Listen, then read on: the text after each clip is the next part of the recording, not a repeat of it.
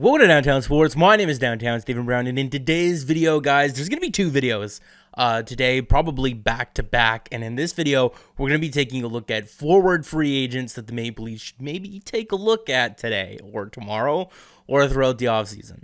But before we do that, I think it's important to understand the depth that they have at forward right now and where they can improve. And you're going to be looking at this armchair GM, and you're going to see the $10.388 million up there in the corner, and there's a couple of holes in different places.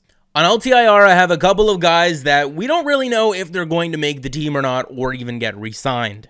Korshkov and Barabanov aren't bad depth options for this team next season, but if you have an opportunity to go out and get better players, I would do it. Because I think we saw with all of the players that just didn't get qualifying offers, there are a lot of good players that you can pencil into your bottom six that are going to be available for very cheap. And we saw how many injuries the Maple Leafs had to deal with last season, and we saw how much the depth scoring struggled in the playoffs. David Pagnotta here has a tweet connecting the Toronto Maple Leafs and the Colorado Avalanche to UFA to beat Matthias Janmark.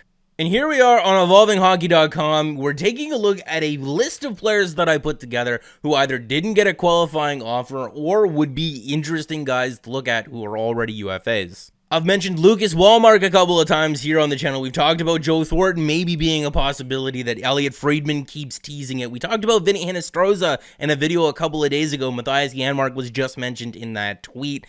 Mark Jankowski was connected to the Toronto Maple Leafs last offseason in the first Nazem Kadri deal that Kadri kind of said no to because he wanted to stay a Maple Leaf, and I'm kind of sad about Nazem Kadri. But Evan Rodriguez, we also talked about him in the Kasperi Kapanen trade video and how he had a first couple of good seasons with the Buffalo Sabres, but has struggled ever since. Nick Cousins is a guy who wasn't tendered a qualifying offer by the Vegas Golden Knights, but he was pretty high up on that list on evolvinghockey.com. And if we're taking a look at his HB Analytics page here, this is a decent little player, especially when you consider that Jason Spezza is not going to be playing every single game next season and could probably benefit from not playing center the majority of the time as well. If he's available and willing, yeah, I'll take him for under $1 million. Patrick Maroon would be a really good option for the Toronto Maple Leafs, but I'm just a little bit worried about him. He didn't have the greatest year this season before with the St. Louis Blues. I know he scored a couple of big goals in the playoffs. He is an absolute monster on skates. But there's some weird thing going on with the Tampa Bay Lightning, and whoever goes there, they just turn to gold. They got the Midas touch, which is ridiculously annoying. Plus, he's coming off of back-to-back Stanley Cups. You have to imagine that gets him some kind of a payday here, one that the Toronto Maple Leafs probably can't afford. Lucas Wallmark is a decent little forward option here that the Florida Panthers just decided that they weren't going to qualify him after getting him in a trade from the Carolina Hurricanes. I mean, he's not a small guy by any means, but he's 25 years old. I mean, he did have a decent season. He put up 25 points in 67 games last season. But the one thing that I would like to point out is that this guy always gets hammered with defensive zone starts. He's a smart, effective player, and the analytics back that up. He would be a very good third or fourth line option for the Toronto Maple Leafs next season. Matt Martin is on this list. I mean, look, if he wants to come back and be best buddies with Mitch Marner again for league minimum next year, he had himself a decent little playoff. Was not worth $2.5 million, but if he comes back at league minimum, I would be more than happy to welcome him back in here on the fourth line. Now, Mark Jankowski, like I pointed out, was supposed to be in the original Nazem Kadri trade, so I almost feel obligated to talk about him here. He had himself a very good 18-19 season, but this past year was pretty rough for him. The Leafs wanted Brody and Jankowski from the Calgary Flames, but we all know they ended up settling for Tyson Barrie and Alex Kerfoot. I guess you can say that Jankowski is similar to Kerfoot in that deal. 6'4", 212 pounds, not a small guy. When we're looking at the difference between the 18-19 season and the 19-20 season, he was used in a more defensive role this year in Calgary, so maybe that's just not the role that he suits. I mean, I would definitely like him as a fourth line center for the Toronto Maple Leafs, but definitely under $1 million.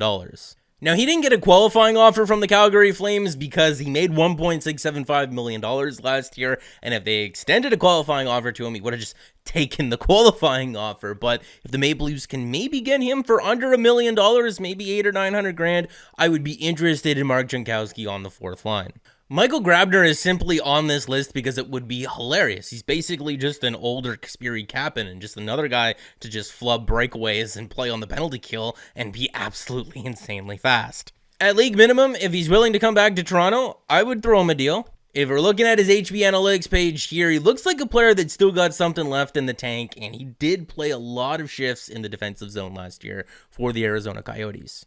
Matthias Janmark is an interesting name because we saw that David Pagnotta rumor linking him to the Toronto Maple Leafs and the Colorado Avalanche, and he is more of a defensive-minded forward. Mind you, he has scored 15 and 19 goals in a season before. If we're looking at how the Dallas Stars have used him over the years, he's had success starting in the offensive zone a little bit more, starting in the defensive zone a little bit more. This could be a very useful player who, I mean, if we're looking at the average ice time here, this looks to be like a third-line player, and if we're looking at how he performed over the course of Dallas' Stanley Cup run, I mean, he had 8 points in 26 games for them. He's listed at 6'1" and 195 pounds, so he's not necessarily a small guy, but I'm liking what I'm saying here with his advanced analytics.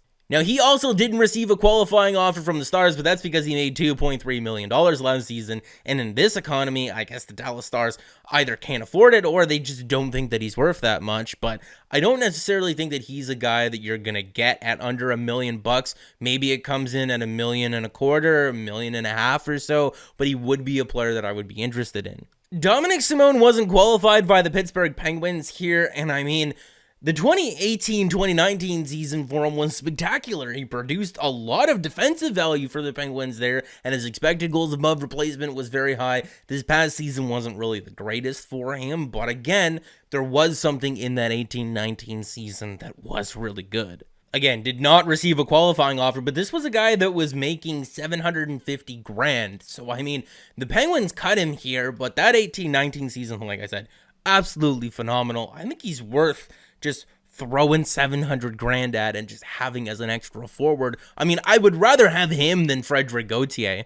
At least there's some kind of past success or some kind of value, something that you can grasp at as to why this player is on the roster. Now, at the beginning of the video, I mentioned back-to-back videos. The next one is going to be defenseman, and we're going to go through the same thing, and we're going to talk about a bunch of different names. So make sure to like the video if you did like it, and subscribe for more, because more is always on the way. And guys, remember, oh, I'm filming this video at 2 o'clock in the morning, the night before free agency opens. If I wake up early, Kyle, if you don't make any moves tomorrow, right when it opens up at noon, I am not going to be happy with you.